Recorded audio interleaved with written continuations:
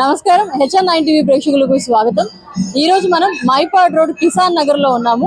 ఈ రోజు దసరా బ్రహ్మోత్సవాల్లో భాగంగా భువనేశ్వరి సమేత అభయ మల్లేశ్వర స్వామివారి ఆలయం వద్ద ఉన్నాము। అమ్మవారి బ్రహ్మోత్సవాల్లో భాగంగా మొదటి రోజు ఏ అలంకారంలో అమ్మవారి దర్శనం ఇస్తున్నారో లోపలికి వెళ్ళి చూద్దాం రండి।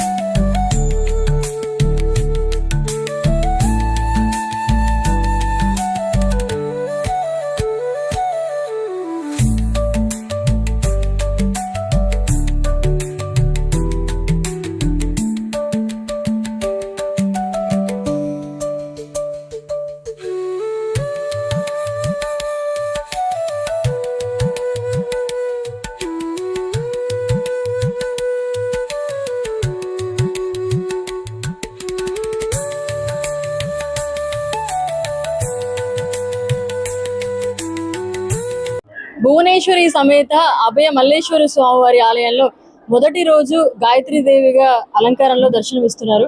గాయత్రీదేవి అలంకారం యొక్క ప్రత్యేకత గురించి పూజారి అడిగి తెలుసుకుందాం। నమస్తే సార్। నమస్తే అమ్మా। ఈ రోజు అలంకారం యొక్క ప్రత్యేకత? ఈ రోజు గాయత్రీదేవి అలంకారం అమ్మ, భువనేశ్వరి అమ్మవారి గాయత్రి అలంకారం। ఈ అమ్మవారు చాలా విశిష్టత ఉంది। 20 సంవత్సరాలుగా అమ్మవారు ఇక్కడ నెలకొల్పున్నారు। ఇక్కడ ఎవరన్నా వచ్చి ఒక్కసారి దర్శనం చేసుకున్నా మీ కోరిక అరగంటలోనే తీరుతుంది। ఒక స్వామి చెప్పే మాట నేను, ఇక్కడ అమ్మవారు కానీ మొక్కున్నట్లయితే మీకు కనీసం వారం రోజులు కానీ 10 రోజుల్లో కానీ ఒక్కోసారి గంటలో కూడా ఇక్కడికి వచ్చి దర్శనం చేసినమ్మడే ఒక శుభవార్త వింటారు మీరు। అటువంటి గొప్ప అమ్మవారు ఈ అమ్మవారు భువనేశ్వరం అమ్మవారు ఇక్కడ స్వయంగా వెలిశారు। ఇక్కడ విగ్రహం రాకముందు నుంచే అమ్మవారి వేరే రూపంతో ఇక్కడ వెలిశారు। తర్వాత ఇక గుడి కట్టిన తర్వాత అమ్మవారు అన్ని కోరికలు తీరుస్తున్నారు। ఈ నెల్లూరులో సింహపురంలో ఇటువంటి గొప్ప అమ్మవారి దేవత ఎక్కడా లేదు। ఇంకోటి ఏంటంటే ఈ దేవస్థాన విశిష్టత ఏంటంటే ఉత్తర భాగంలో పెన్నా నది ప్రవహిస్తుంది। ఏ దేవాలయానికి అయితే ఉత్తరం వైపు కానీ నది కానీ పారినట్టయితే ఆ నదికి చాలా విశేషం ఉంటుంది, అమ్మవారికి చాలా విశేషం ఉంటుంది। ఈ అమ్మవారికి ఏమైనా మీరు మొక్కుబడి కోరినా కూడా 40 రోజులు ప్రదక్షిణం చేసినా కూడా మొక్కుకుంటే ఇమీడియట్గా తీరుతుందమ్మా ఇక్కడ।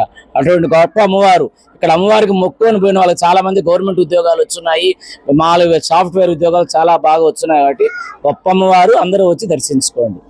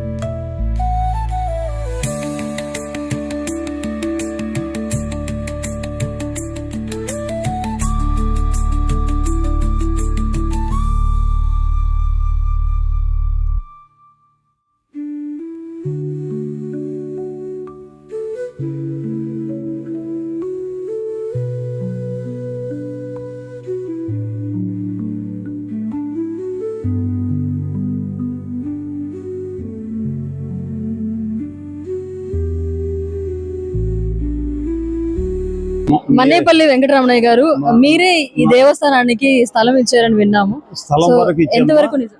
స్థలం వరకు మేము ఇచ్చాము. ఇప్పుడు శివాలయానికి కూడా మా నాన్నగారు సంపాదించింది. కానీ అందరి కార్యకర్తల సహకారంతో ఈ గత 31 సంవత్సరాల నుంచి దసరా ఉత్సవాలు మొదలుపెట్టి చేసుకుంటూ అన్ని కష్టాలను ఎదుర్కొని అందరూ కార్యకర్తలు నిస్వార్థంగా పనిచేసి ఇంతవరకు తీసుకొచ్చామమ్మా.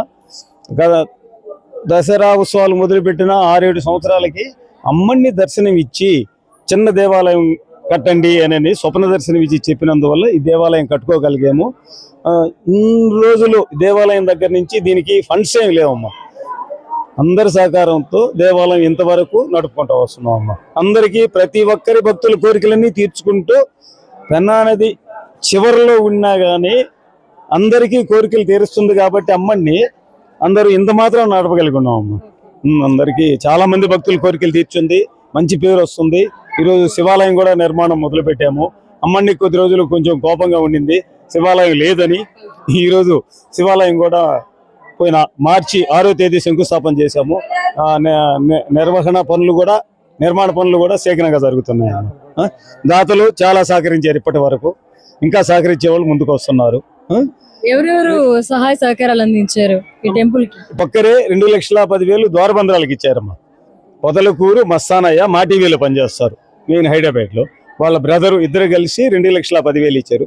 తర్వాత లక్ష చిల్లర ఇచ్చిన వాళ్ళు చాలా మంది ఉన్నారు. లిస్టు కూడా తయారు చేసామమ్మా. లిస్టు తయారు చేసి బ్యానర్ కట్టబోతున్నాము. ఇచ్చిన వాళ్ళకి రాబోయే వాళ్ళని కూడా వేడుకుంటున్నాము, అందరూ సహకరించండి అని. సిటీ నియోజకవర్గ ఎమ్మెల్యే ఏ విధంగా సహాయ సహకారాలు అందించారు? రేపు ఇప్పటి వరకు అందరినీ పిలుచున్నాము. మేము శంకుస్థాపనకి పిలిచాము కానీ ఆ పరిస్థితుల్లో రాలేకపోయారు. మంత్రి గారు నారాయణ గారు అయితే ఏమి రాలేక, వేమిరెడ్డి గారిని కానీ ఆ రోజు వాళ్ళ దగ్గర మ్యారేజెస్ ఉండి రాలేకపోయారు. తప్పకుండా ఇప్పుడు పిలిచాము, తప్పకుండా వస్తానని మాట ఇచ్చున్నారమ్మా. వేమిరెడ్డి ప్రభాకర్ రెడ్డి గారు, మంత్రి నారాయణ గారు, ఆనం రామనారాయణ రెడ్డి గారు, కోటమిరెడ్డి శ్రీనివాసరెడ్డి గారు, చంద్రమోహన్ రెడ్డి గారు ఒక్కొక్కరు ఒక్కొక్క డేట్ ఇచ్చున్నారమ్మా. ప్రతి ఒక్కరు దర్శిస్తారు, తప్పకుండా తీసుకొస్తామని వాళ్ళకి దగ్గర వాళ్ళు చెప్పున్నారమ్మా. ఈ దసరా ఉత్సవాన్ని ఎన్నేళ్ళ నుంచి నిర్వహిస్తున్నారు? గత 31 సంవత్సరాల నుంచి దసరా ఉత్సవాలు నిర్వహిస్తున్నామ్మా. పాంప్లెట్లు కూడా వేసి ఉన్నది 31వ బ్రహ్మోత్సవాలని. అంటే ఈ సంవత్సరం 11 రోజులు వచ్చినాయి అమ్మాయి, అందువల్ల బ్రహ్మోత్సవాలు పెట్టాం. లేదనుకుంటే నవరాత్రి మహోత్సవాలను పెడతాము. ఇప్పుడు బ్రహ్మోత్సవాలను పెట్టాం. 11 రోజులు వచ్చిందమ్మా. ప్రతి గుళ్ళో అదే మాదిరి వచ్చింది. తిరుమల గాని రాజరాజేశ్వరి గుడి కానీ ఇవన్నీ కూడా 11 రోజులు వచ్చినాయి అమ్మా. ఈ రోజు ఈ 11 రోజుల పాటు ఎలాంటి కార్యక్రమాలు ఉండబోతున్నాయి? ప్రతిరోజు సాంస్కృతిక కార్యక్రమాలు ఉంటున్నాయి. ఉదయం మటుకు సుప్రభాత సేవ దగ్గర నుంచి లలితా సహస్ర పారాయణం అయితే ఏమి తక్కిన కార్యక్రమాలన్నీ మా పాంప్లెట్లు వేసిన విధంగానే జరుపుకుంటా ఉన్నాం. సాయంత్రం ప్రతిరోజు పల్లకి సేవ ఉంటుంది, ప్రసాద వినియోగం ఉంటుంది. మధ్యాహ్నం అన్నదాన కార్యక్రమాలు కూడా ఏర్పాటు. మధ్యాహ్నము లాస్ట్ రోజు మా గ్రామోత్సవం రోజు చండీ యాగము, అన్నదానం. ఆ రోజు ముందు రోజు పొంగళ్ళు, 3వ తేదీ పొంగళ్ళమ్మ. అంటే 3వ తేదీ శుక్రవారం వచ్చింది. 3వ తేదీ మేము పసుపు కుంకుమలతో అమ్మని బయలుదేరాము. శుక్రవారం వచ్చింది కాబట్టి ఆ రోజు పొంగళ్ళు పెట్టుకుంటారు. 4వ తేదీ మధ్యాహ్నం చండీ యాగం పూర్తయిన తర్వాత అన్నదాన కార్యక్రమం. ఒక 2-3 వేల మంది గట్టిగా వస్తారమ్మా. చుట్టుపక్కల ప్రజలంతా అన్నదానానికి సహాయ సహకారాలు అందిస్తారు. వాళ్ళు వచ్చి భోంచేస్తారు, చిన్న పెద్ద లేకుండా అందరూ. ప్రతి ఒక్కరికి, భక్తులందరికీ, కార్యకర్తలందరికీ దసరా శుభాకాంక్షలు చెప్పుకుంటున్నాం. మాకు ఇచ్చిన దాతలందరికీ దసరా శుభాకాంక్షలు. మరిన్ని అప్డేట్స్ కోసం మన HN9 టీవీ ఛానల్ ని సబ్స్క్రైబ్ చేసుకోండి.